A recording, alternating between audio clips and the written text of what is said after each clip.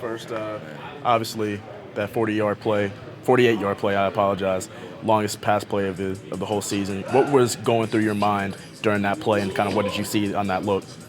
Well, during that specific look, it's kind of based on the safeties. We talked about it all week. There's going to be times where, guys are doubled and, the single has to make a play. So in that specific look, they actually did what we anticipated, doubling Devontae, doubling Jacoby.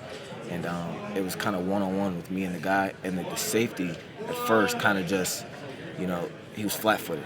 And anytime, like, there's that type of concept on and he's flat-footed, like my antenna goes, like I know like the ball should be coming there, and I just kind of switched it up with what I was doing, and then just ran. And the thing you do is looked up, and I saw the ball coming, and just went and caught it. So you and another rookie, Michael Mayer, you guys have been getting a lot of snaps together just from, rookie mini camp all the way to now. What's the chemistry like with you two and having to go through those rookie pains together? Well, first things first, he was my roommate. So, it started out, well, let me first start it way back. We played them when I was at Cincinnati in 2021, and we beat them. So, go Bearcats. So, yep. So that's where it first started out. And then, obviously, throughout the draft process, we kind of came a little familiar with each other. Then we elected to be roommates with each other and just became, bestest of friends, you know what I mean? So it's just kind of cool, like, when you go out there and I just dap him up, like, what's up, bro? We'll be having, like, a normal conversation while we're, getting to play, just messing around. So it's been pretty cool, and he's been doing really good, and I'm excited to see him keep progressing each week. What do you think started going into the success that you're having now? You've seen a lot more reps, doing a lot more things on the field with versatility. What's gone into that? Just your preparation through practice each week. That's kind of what they challenge me with, and they challenge everyone with the same thing. Just your preparation throughout the week of practice. You know what I mean? So the old saying goes, you practice how you play. So for me, like Tay always says, I probably have, fortunately the best room in my eyes, just of the leadership that I have. The guys who kind of give me insight on how to prepare. Tay's biggest thing is always, I ask him like, how do you, tell him, like, I have a question for him each day, you know what I mean? I kind of slack sometimes, but, I'll ask him, like, anything. So I ask him, how do you get in your head to make those plays? And he's like, it comes from making it so many times in practice that I get my confidence to make that play during, the game that week. So that's kind of the approach I took, you know what I mean? Running so many routes, doing so many things. When the ball's thrown to you in practice, you make the most of it. So that way, practice reality comes game reality. You look at your influences that you have, like in the locker room, whether it's Hunter or Tay or Jacoby, what's the biggest piece of advice or the best piece of advice maybe one of those three has given you that you've actually applied to your game? That's a lot, man. Like literally all like big brothers, Tay, you know what I mean, Jacoby, Hunter. I think the biggest thing is just understanding who you are. You know what I mean? Like just understanding who you are. Like I'm different than Tay. Tay's different than me. Hunter's different than me. Everyone's different, but understanding who you are and applying that to the best of your ability. And then, you can kind of, look at other people, see what they're doing, and kind of apply it to your game in a similar way you think it would fit you. So it's been a lot, man. Like, I'm every day I'm thankful that the room that I get to be in, to develop. If there's a room you want to be in, it's this one, in my opinion. So I'm thankful for those guys, and they mean the world to me. I got one more. What is the biggest pro and con to having Michael Mayer as a roommate? The biggest pro and con to have, oh God, I go on about that. The biggest pro, he's hilarious. He's like how he walks around, it's just so heavy, like it's just doo, doo, doo. It's just like he walks as if something's in his way when there's literally nothing there, you know what I mean? He just like plops down, and I'm just like, bro, like can you chill, like, you know what I mean? The biggest, what was that, the con I said? Biggest pro and con, yeah. The biggest pro, so yeah, he's hilarious. The biggest con, he snores. He snores loud, and like he does a bunch of random things at night. Like I'll be like sleep, and you just hear like him drink water, like woo, woo, woo. I'm like, bro, it's 3 a.m. You just wake up, and I'm like, are you up? And he's asleep. So I don't even think he remembers doing it, but he snores and just does a bunch of random stuff at all times of night. But one of my best friends, and he'll probably get me back on that if you guys ask him. So that's what I got to say. Earplugs, noise canceling headphones, a solution coming up? Oh man, see, luckily we're not we don't have to have roommates anymore. But I know, like, whenever we're together, he does play his phone loud too. Like he'll do that, but usually I'll just, annoy him, like, hey, can you turn it down? And he'll eventually just be like, whatever, I'll just turn it down and just, but if I would have to be, yeah, for sure. You talk about this defensive line. You guys have been able to get pressure, do a lot of great things. What would you say, in your perspective, is working right now? I think right now we just gelling. We playing really good football together. The chemistry is going good. We getting better and better. We pushing each other every day. Everything we do in practice is competitive, and ultimately that's how you create a great D-line. With competition, and then just knowing that the guy next to you, your brother, is pushing you. He want to see you be great. It's not coming from a place of ill will.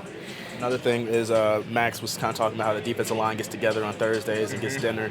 You talk about the chemistry on the field. What are some things that you guys are doing off the field that also has built that chemistry in the defensive line? Yeah, that's one of the big things we do. We take pride in it. Every Thursday we eat together as a D-line. We pick a place, whether that's a restaurant or one of the fellow D-line members' house, and then we go there and we spend time with each other. And I think that's a huge reason for us playing with more chemistry and stuff like that. We know each other on and off the field, and when you know people on and off the field, it makes it easier for you to go to battle with your brother. You guys are talking football in those situations, but you also talk about other things, and is that? Yeah. We talk about life too. Of course, we do it on Thursdays because the Thursday night football game is on, and we like to watch it. But we talk about life. We talk about each other's families, just giving each other something that we might not see in a building. Just giving a different perspective. One of the guys you talk about next to you is John Jenkins, kind of an older veteran, but seems to be like an anchor for you guys. How's playing with him? Oh man, I love playing with John. So me and John actually played together 2 seasons in Chicago. When he came here to Vegas, I was super excited. Dude come in and work hard every day. Real vet, real OG, real dude that's he gonna give you everything he got, and at the end of the day you could depend on this dude all the time. What's been the best Thursday night meal so far for the? That's a good question. I'm gonna go with that's a good question. I'm gonna probably go with Anthony's. I'm gonna go with Anthony's at the M. That was the best one so far. We're already on the topic of food. Give us your top 3 or your Mount Rushmore of Chicago restaurants or pizza. For pizza, Giordano's. I ain't gonna lie, that's the only one I went to. The deep dish, yeah, I would just say Giordano's. That's my favorite one. Just restaurants in general, then. Restaurants in general, Mabel and Ash, Steak 48, and then I'm going to go with the Cut. Cut? Yeah. Okay. How's it feel to finally kind of get let out of the box? Yeah, it feels good. I think I kind of need to stay on this same path of coming in here, working hard, learning as much as I can from the tight ends, from Coach Jerry, from Coach McDaniels. And that's kind of what it's been about. It's been about since the first day of camp and since the first season. All right, you need to get better. What do you need to get better on? Let's lay it out and let's work on getting better at these things. And that's kind of what I've been doing, and it's been working for me. And I've been working at it, and I'm going to keep doing the same thing. During training camp, a little bit afterwards, you kind of alluded to the fact that the playbook was a little bit different than college. After your last few games, it seems like you're kind of getting things down. Is that correct? 100%. I think sometimes it just takes a second to kind of get adjusted to it, for it to kind of start clicking in your mind. All right, we do this because of this. This is why we're doing this. You're not just doing this for the heck of it or anything like that. And, I think as the season rolls on, it's definitely been clicking more and more. And, the mental mistakes have gone way down to 0. And I'm just going to try to keep doing what I've been doing. Have you noticed defenses playing you a little bit differently the last few weeks since you started kind of progressing? Yeah, I wouldn't say any different, no. I'd say we're focused on ourselves. I'm focused on myself, doing what kind of I can do to help myself get open, to help Josh run, to keep Jimmy protected, things like that. So we're focused on ourselves. We know we've been the ones making the mistakes, and we need to fix that. Now, in terms of this last week, it seems like the offensive line has gotten better. Obviously, you're on the end of the offensive line. What is the mindset of you guys as a whole in terms of making those holes for Josh? Obviously, you getting open down the field when the time comes. Communication. Number 1, communication. You got to get a hat on a hat.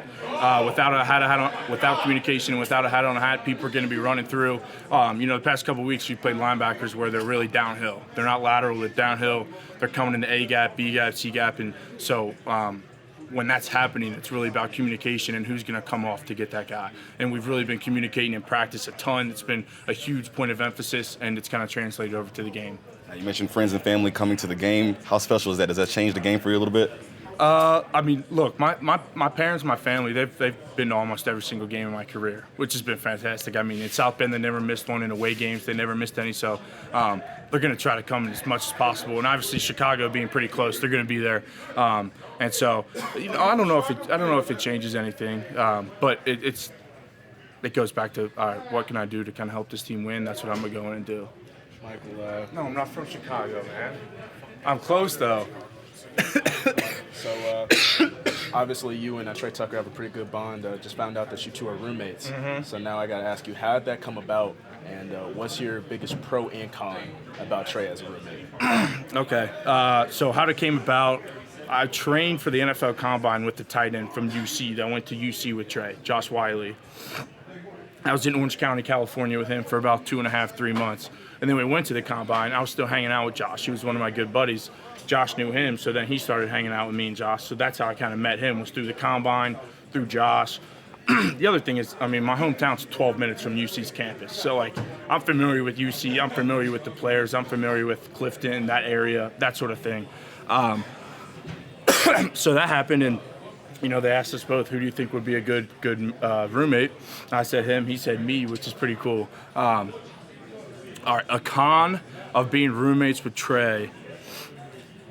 All right, this is honest. If he's on his phone and you're talking to him, he's in a different dimension. He's in a different world. He won't hear what you're saying. You'll have to repeat yourself 3 or 4 times.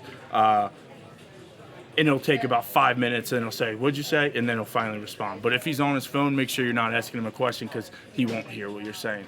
A pro, he's a good roommate. He's a good guy, man. He's a really good guy. Understanding, we both go to bed at the same time, which is nice. That helps. When you get a roommate that goes to bed an hour later than you, that's no fun. And we both make sure we're up in the morning. I think we're both good roommates for each other. But I will be honest, I think we definitely became better friends when we stopped becoming roommates. Just because, we only see each other in the facility, and it'd be good to see him like when we were living on our own and stuff. And we were spending a lot of time together when we lived together for about 1.5, 2 months. You know how it is. You want to be by yourself sometimes. But yeah, that's my boy, that's my buddy, and I'm really glad he was my roommate when we first got here. How much grief did he give you over the Cincinnati game that essentially got them to the playoffs? He never stops talking about it. He absolutely never stops talking about it. It is what it is. That's what I always say to him. It is like, what do you want me to do about it now, man? It's in the past. Like, I tried to do everything I could. And that's the other thing. He always says is, in that year, Kyle Hamilton was our safety. He plays for the Ravens now, a good buddy of mine. And all he talks about was, I'm the only one that scored a touchdown on Kyle Hamilton that year. I was the only single one. He just brags about it all the time. I'm like, dude, all right, good for you, man, whatever. But that one sits with me. That UC loss sits with me hard because, my dad's from Cincinnati. I grew up right across the river. Like, I wanted to beat them so bad, and they killed us, and it was not fun for a while. I really had to try to get that whole game out of my mind and just flush it away. When Levi asked him the same question, his con was sometimes you do some weird things in your sleep, like you'll be drinking something and not even know anything. Is that, you have a sleepwalking issue? Is that true at all? I don't think I have a sleepwalking issue. I do know that I move a lot in my sleep. I'll move different positions. I'll move here, move whatever. And he always said I'd get up in the middle and drink a bottle and like squeeze it really loud and the plastic would like crumble and stuff. And I wouldn't remember doing that. So maybe I'm just getting a little hydration in my sleep. Who knows? I don't know. Did you feel like you played well enough on Sunday to say, hey, I should be the guy on? Well, that's not up to me. Whatever I play, I want to play good for myself, for my teammates, for the coaches. So, I played for 15 years, and whatever the situation is Sunday, it is, and I'll be ready to go. How did you think Sunday went? Just coming in the game, communication, all those kind of things? It was good. It was good for me to get back out and actually play some football. Other than a few drives in the preseason, the last time I played wasn't since last October. So to get out there against a familiar face, I guess, kind of go out there and kind of know what they were doing, and had a good week of preparation. So, it's always good to get out there against live bullets. It didn't take you long to take a chance downfield, the completion to Tre Tucker. Does that help settle you down a little bit on those kind of completions? Yeah, I mean, look, Tre's a guy who's worked really hard at, getting better each week for a rookie. He's obviously, super fast, and, I saw a look, and Tre's done a good job. I think, you credit him, where I trust that he's going to do the right thing, and he goes out there and executes, and that, helps build his trust, and he's working harder even more. So it was just a great, opportunity, and we hit it, which was, it was good for that drive. After 15 years in the league, like you said, does it get any easier or any harder to not know going into each week? I mean, nothing ever gets any easier. I think it's every week is its own situation, and you try to handle it the best you can. And whatever happens Sunday, like you just got to be ready. And whether it's the first snap, second half, the fourth quarter, you never know what it's going to be. So it's the role that I'm here for, and hopefully do it the best I can. Do you have a point where you want to know if you're going to be the starter or not that day of the week, Thursday, Friday, Saturday? No, I mean, look, it is what it is. Like I said, whether it's the first play, the second half, the last drive of the game, you never know, and that's kind of comes with the territory. So, let the coach make that decision, and go based off of that. It's been you've been in the league a long time, as you mentioned. You used to get the butterflies when you came into the game Sunday. You were like, of course, yeah, going. Yeah. I try to. My daughter does equestrian, and she gets nervous before each ride. I'm like, honey, I've been playing football for 15 years, and I get nervous even if I don't know if I'm going to play or not. So I think it's not so much nervous, it's anxious. It's those are good feelings. That means you care. That means you're still in it. And so I've been able to use that as a parenting model for her. Kind of a familiar place too, Soldier Field. Yeah, for you. Yeah. I had a good year there. So unfortunately, it ended with an injury, but enjoyed my time, enjoyed playing in that stadium, and I'm a Midwest kid, so going 50-degree weather sounds good to me. Awesome.